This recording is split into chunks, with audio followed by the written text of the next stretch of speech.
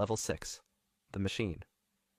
This is where the rules change. Below 1 million, the game is earn, save, don't do anything stupid.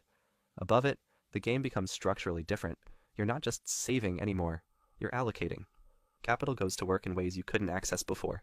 Private deals, real estate syndications, alternative investments with minimum checks that would have been your entire net worth 3 years ago. You start to understand leverage, not debt as desperation, debt as tool. You buy a rental property with 25% down. The tenants pay the mortgage, your equity builds. You use none of your monthly income to do it. This is the mechanism that turns $2 million into $5 million without you working harder. You did work harder to get to $2 million. Now the machine does it. Your tax situation becomes genuinely complex. You have a CPA. You have a financial planner. You have an estate attorney you met once and will meet again when something real happens. You have a team. And having a team is itself a form of wealth. Your time is now the scarce resource, not your money. You are insulated from most emergencies. A $20,000 problem is a problem. It is not a catastrophe.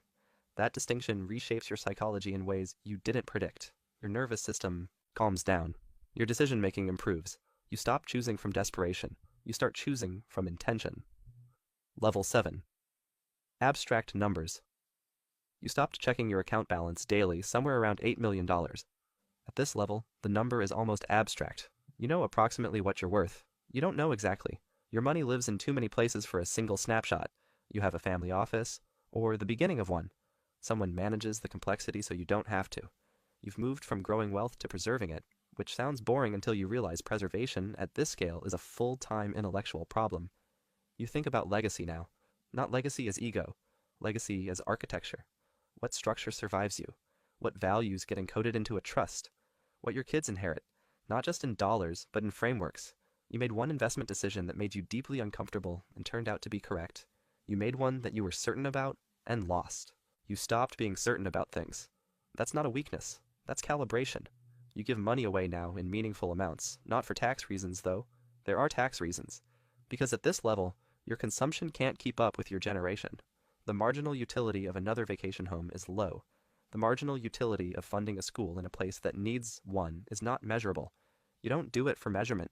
You do it because something needed to remain human. Level 8. The gravity.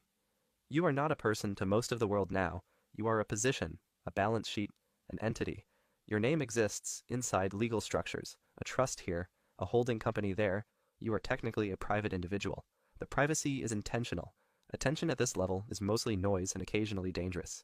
You have influenced things, not because you wanted power, because money at sufficient scale has gravity. It bends